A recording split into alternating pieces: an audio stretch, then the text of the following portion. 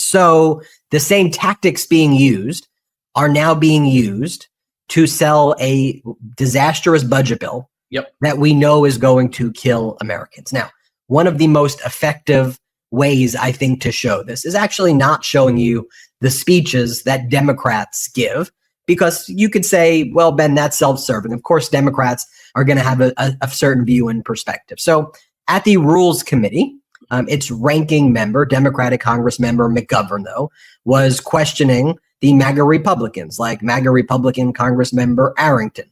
And so what McGovern says is, let me use your own words, Arrington. This is what you said you would never support.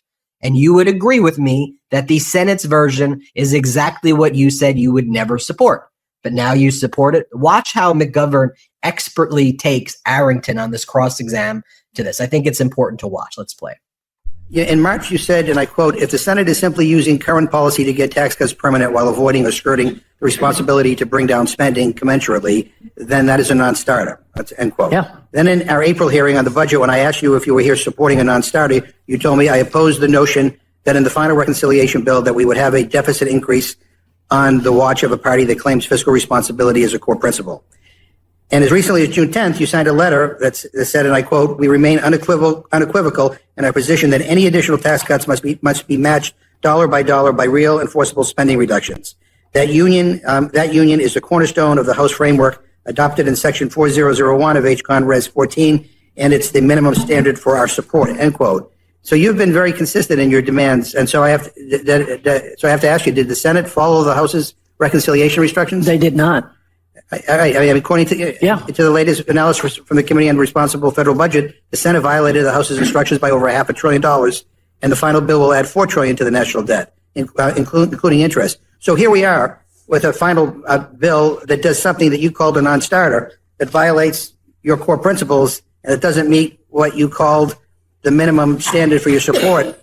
Have your core principles changed since April? I mean, no, sir. I mean, the words minimum and non-starter not mean what I think that they mean. I don't understand, why. I mean, if I were on the right of this, I mean, I don't know why, you wouldn't take this opportunity maybe to follow Lisa Murkowski's advice to, maybe have a conference with the Senate and try to work something out. It seems that everything that everybody may be onto something. Yeah. Well, it's it. Well, and again, if that's the case, then I don't know why we're here in the Rules Committee taking up your time. But ranking member. So what he said what he said at the end right there is maybe she's onto something. So Senator Lisa Murkowski, who voted for the disastrous budget bill, she was the one who gave the vote, so it would be 50-50, and J.D. Vance had to break the tie break. After she voted for it, she said, I don't like that. She swear to you right now. She goes, I don't like that I voted for it. I disagree with it, but we need the House to try to fix it. So that's what the reference was there. Do you all remember what the House said when they passed the disastrous budget bill, the MAGA Republicans? They said, we don't like it. We need the Senate to try to fix it, but we're going to pass it for now. So now, and you heard that guy right there, Arrington, he's their top guy on the Rules Committee and dealing with budgetary issues. He's their top, and he's saying maybe she's on to something. And what she's on, they're saying it in their own words. Let me show you this one other clip, Cohen, and then get your take. Because then Congressmember McGovern goes to Arrington and says, okay, let's take a look at every single group out there, whether it's the CBO, whether it's the right-wing think tanks, whether it's the Freedom Caucus, every single group that's studied this bill has said that it's a disaster. So do you think that every one of these groups, other than Donald Trump, all of the groups are wrong, and the only person right is Donald Trump? Watch this incredible moment from earlier. And then now we hear a whole different version because, Republicans don't like the numbers. And it's not just CBO saying that your bill will cost trillions. It's every budget modeling organization with any credibility. Do you agree with the Yale Budget Lab that your bill will add trillions of dollars to the deficit, even when accounting for growth? Yes or no? I probably disagree with most of what's coming out of Yale University. Do you agree with the Penn-Wharton budget model that your bill will add trillions of dollars to the deficit, even when accounting for growth? I disagree. Do you agree with the right-leaning tax foundation that your tax cuts will add trillions of dollars to the deficit, even when accounting for growth? I disagree with every organization you've mentioned because of the growth rate assumption. And they account for growth. Do you agree with the right-leaning American Enterprise Institute that your bill will add trillions of dollars to the deficit even when accounting for growth?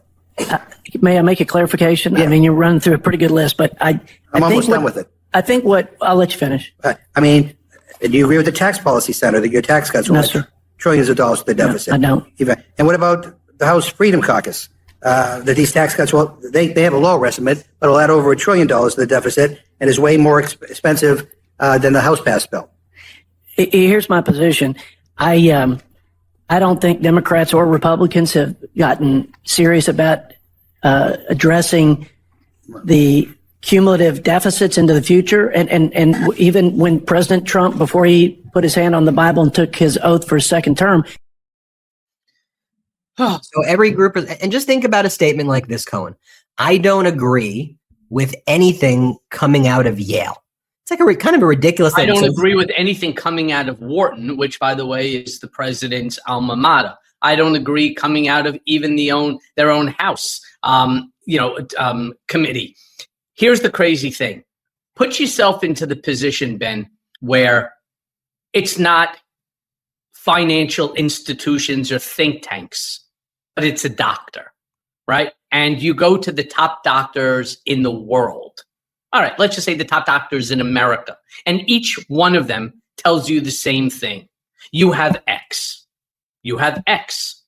Sir, you have X. And then all of a sudden you want to turn around and say, no, I don't care what you say. Dr. Boombots turns around and says to me that it's not. And you say, well, who is this doctor? He's a doctor that we know. And what tests, what empirical data is he basing that decision on? And the answer is none. He just thinks it's different from his gut reaction. This bill, guaranteed, adds anywhere between $3.5 to $5 trillion to the debt. This bill, unquestionably, is going to destroy, and Democrats, Republicans, independents have all acknowledged it. It is going to damage small cities, small towns, many of which are ruby red. So what's going to happen in 2026? Well, here's the funny thing. Who cares at this point in time, right? Why are we thinking, which is all that you hear on mainstream cable news? Oh, well, 2026 will be able to reverse it all. Who can wait till 2026? Another year and 2 months? You have any idea the amount of damage, the number of people who are going to lose Medicaid, over 10 million Americans? What are we talking about? What happened to our empathy for those Americans, our brothers and sisters, our American brothers and sisters who are the least capable of caring for themselves? You're going to strip them of Medicaid, of food stamps, of housing, of all of the government assistance. And then the best is they say, well, how about this? We're not saying that you can't have it. We're just saying that you need to be employed for at least 20 hours a week, or we're not willing to give it to you. Because what this is going to do is it's going to assist us in the removal of undocumented migrants. I mean, everything runs back, as Trump calls it, it's the weave. It's the weave into nonsense. And we, the American people, we have to sit here and listen to this and just sort of say to ourselves, here we go again. No, we have to do something. And if we're just going to sit here and talk about it, talking about it is not going to make this issue go away. We need to put pressure on all the representatives. I don't care what state that you're in. Call your representative, all right? Because now this big, beautiful bill is back to the House. Call your representative's office and tell them, you vote for that, you lose my fucking vote. Plain and simple. And I'm going to organize in the area, and we're all going to take our votes away from you come 2026. All right? Put some pressure onto somebody. We need to do something. Every day, we need to be doing something. So if you take people off of Medicaid, it's not like the issue goes away. They're going to start showing up in hospitals and other places because they're not getting preventative care. And it's ultimately going to be more expensive anyway. But the hospitals have also been going to suffer a big problem because part of this big, beautiful bill also defunds a specific amount of money that goes to local general hospitals. This is what Senator Tillis was saying. Yeah. My friends, understand what we're talking about here. If you take this money away from these general hospitals, all right, they close down. All right. And as he was saying, many of these towns, if not most of these towns, the hospital is the second largest employer for that town. Well, we already know what happens to a town that loses its biggest employers. The town goes under. All right. So now you're going to be stuck in this town that doesn't have a hospital. There's no doctors in the area because they've all left. All right. If you need to go to a hospital for an emergency, you have to go to at least the next big town over, which could be 50, 70, 100 miles away. So imagine, God forbid, somebody's having a heart attack. Oh, wait, hold on 1 second. We'll get an ambulance to you in, there's a little traffic there according to Waze.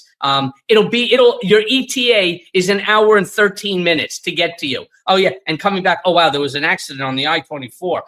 That's going to be about another 3 hours. So, it's going to take you about 4 hours to get here. Why don't you say sayonara, kiss your family goodbye? This is not normal.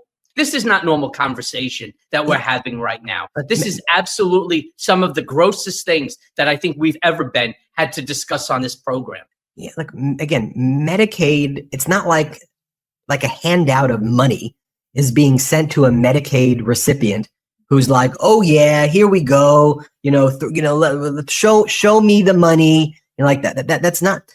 It goes to pay for the medical bills of a procedure that had to be approved. And it's not easy sometimes to get a procedure approved. Even if you're not on Medicaid and you have health insurance and you need to get a surgery, it's not like insurance companies are rushing to approve surgeries.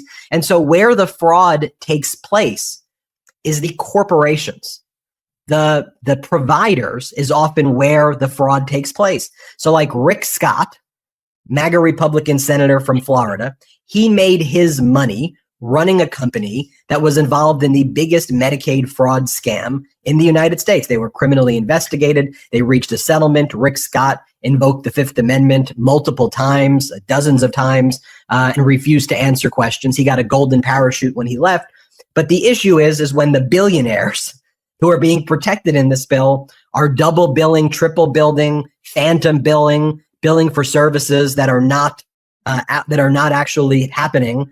And then they get investigated by the Department of Justice for fraud and for a number of issues. There's a whole new investigation that just popped out yesterday. I don't know if you saw it. There's something like $2.5 billion, 300 different companies around the entire country for Medicaid fraud. That's only what they found so far.